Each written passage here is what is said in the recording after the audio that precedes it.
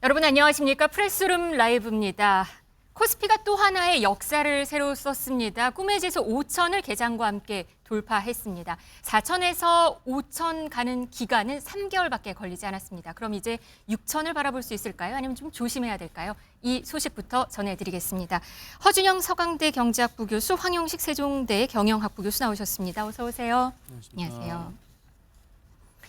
네, 이 시각 현재 코스피 지수는 5천을 다시 찍었네요. 개장과 함께 5천을 넘어서 시작을 했다가 잠시 조정을 보이는 듯 했는데 다시 이 시각 현재 5천을 정확하게 기록하고 있습니다. 교수님, 4천을 넘어가서 5천 가는데 시간이 엄청 짧았어요. 네, 우리나라 코스피 처음 시작한 게 1980년 1월 4일이거든요. 네. 사람으로 따지면 지금 한 46살, 7살쯤 됐는데 네. 사실 처음에는 박스피 혹은 가두리 양식장이라는 표현이 되게 많았어요. 왜냐하면 그래요? 1000포인트를 넘기가 너무 힘들었었거든요. 그래서 한 2000년대 중반까지 못 넘다가 사실은 3000 넘은 게 언제냐라고 생각해 보면 2021년입니다. 네. 코로나 이후에 뭐 유동성 풀리고 그때 3000 처음 넘었고요. 4000 넘은 게 작년 10월이니까 3000에서 4000 갈 때까지는 한 4년 반 좀 넘는 시간이 걸렸습니다. 근데 네. 4000에서 5000을 가려니까 이게 한 분기 3개월 만에 달성을 했다라는 굉장히 점점 기록이 굉장히 짧아진 거죠. 그 의미가 있을까요? 아무래도 사람들은 앞자리 바뀌는 거에 큰 의미를 부여하잖아요. 네. 4,999보다는 5,001이 그렇죠. 훨씬 더 상징적인 의미가 있을 수 있을 것 같고요. 방금 봐도 4,999랑 5천을 찍었을 때 보는 숫자가 다르더라고요. 예, 그래서 오늘 들어오기 네. 전에 황식 교수님이랑 굉장히 역사적인 날 저희가 방송을 한다라고 얘기를 했었는데 네. 그만큼 뭐 어떻게 보면 앞자리가 바뀌었다는 의미가 있고 그리고 이게 굉장히 지금 모멘텀을 타고 빠른 시간 내에 증가하고 있다라는 그런 의미가 있을 것 같습니다. 네, 오늘 오르는 거 보니까 교수님 삼성전자 3% 넘게 올랐고 현대차 6% 오르고요. 뭐 분위기가 그러니까 큰 주식들이 많이 오르는 것 같아요. 그렇죠. 뭐 이번에 이제 5천 포인트 달성의 주도주들이 바로 이제 이 삼성전자하고 현대차 또 SK 하이닉스 이 3대 주라고 생각하시면 될 것 같은데요. 네. 근데 이제 이런 것들을 한번 생각해 볼 것 같아요. 이제 여러 가지 요인이 복합적으로 작용했을 것 같아요. 그러니까 이제 이게 실적도 엄청났고요. 또 얼마 전에 또 현대차가 보여줬던 뭐 피지컬 AI라든지. 근데 이제 좀 이면에를 좀 더 깊게 들어가 보면은 네. 자사주 소각도 있습니다. 그러니까 공급 물량을 전체적으로 시장에서 좀 줄이는 네. 그런 것들이 패턴이 있었는데 이것을 실질적으로 주도한 것이 또 삼성전자였어요.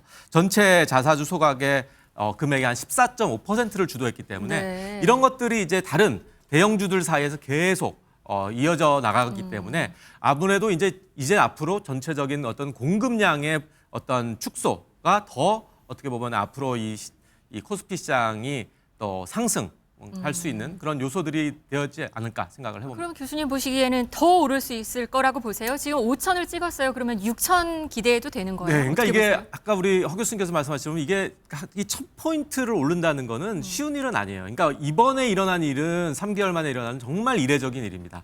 아마 그 전체적인 글로벌 시장에서도 이렇게 가파르게 최근에 성장한 국가는 없을 거예요. 네. 그만큼 역으로 생각하면은 우리 시장이 어떤 면에서는 또 언더밸류 돼 있다. 그동안? 저평가돼 있다. 근데 그것을 끌어올릴 수 있게끔 하는 여러 가지 그 요소들, 아까 얘기한 뭐 자사주 소각, 주주 환원 이런 것들이 이제 현 이재명 정부에서 주도하는 또 대통령 공약 아니었습니까? 네. 5천 포인트 달성하겠다. 어떤 그런 목표하에 지금 전두지휘돼서 이게 됐기 때문에 네. 그 다음을 이제 누군가가 또 6천이라는 얘기를 또 던져주면은 거길 향해서 또 달려가겠죠.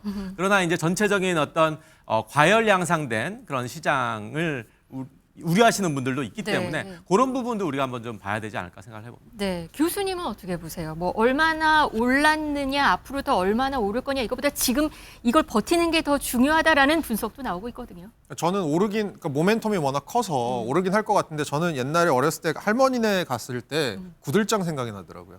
할머니네 구들장 가면 한쪽만 되게 뜨겁습니다. 네. 나머지는 차가워요, 방이.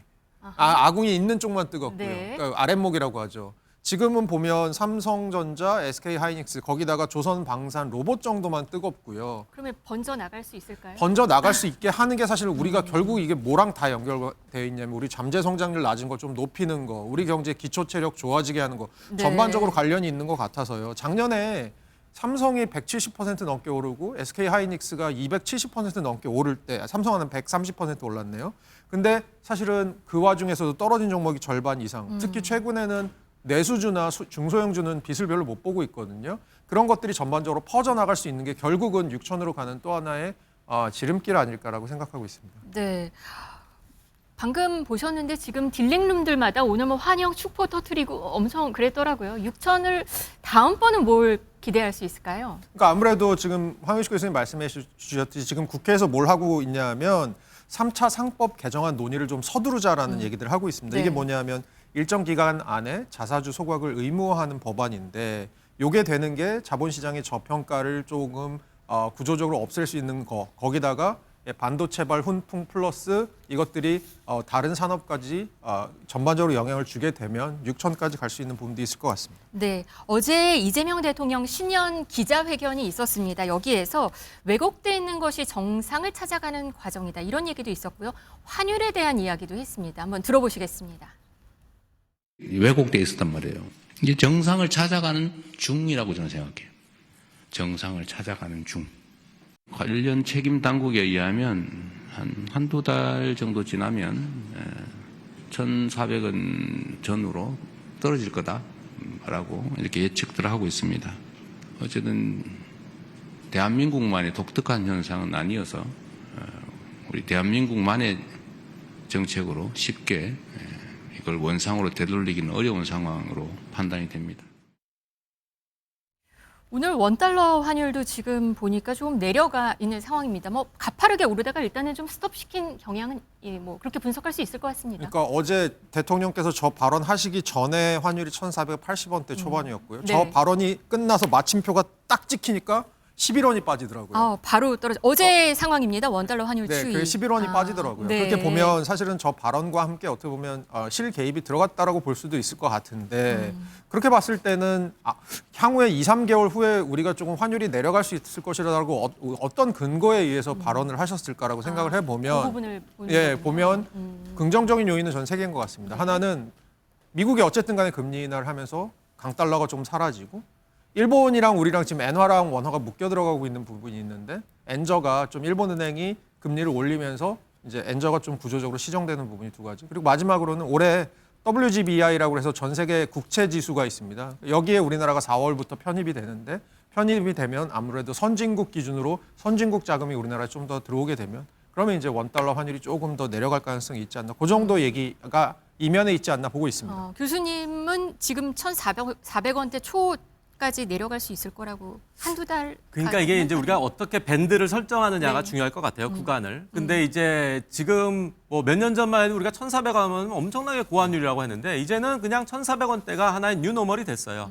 어떻게 보면은 그냥 일상화되고 이것이 하나의 어떤 정상처럼 된 건데 어떻게 보면은 이 대통령께서 지금 어제 얘기하신 거는 이 1,400원대 안에서 그냥 왔다 갔다 할 거다라고 하는데 역대 대통령 중에서 이렇게 구체적으로 환율, 그다음에 뭐 코스피 지수 이게 수치로 정확하게 얘기하는 대통령 없었습니다. 되게 모호하게들 얘기하거든요. 네. 그런데 이재명 대통령의 또 1,400원 선을 하니까 아까 교수님께서 말씀하신 것처럼 바로 시장이 움직였거든요. 그래서 네. 어떻게 보면은 요 1,400원대 전후 밴드 안에서 움직이게 되는 것이 현 정부의 어떤 의지 또 추진할 거고 또 중앙은행이 거기에 따라 움직일 거고 원래는 이제 구두 개입하면 좀 안 되지만은 네. 이런 식으로 돌아가지 않을까라는 생각을 그런 하고 기대감이 네. 있는 것 같습니다. 오늘 이 대통령 민주당 코스피 5천 특위와 오찬이 예정돼 있다고 합니다. 증시 활성화 논의가 좀 있지 않을까도 생각이 되는데요. 5천 이후의 시대를 좀 준비해 보면 어떨까 싶습니다.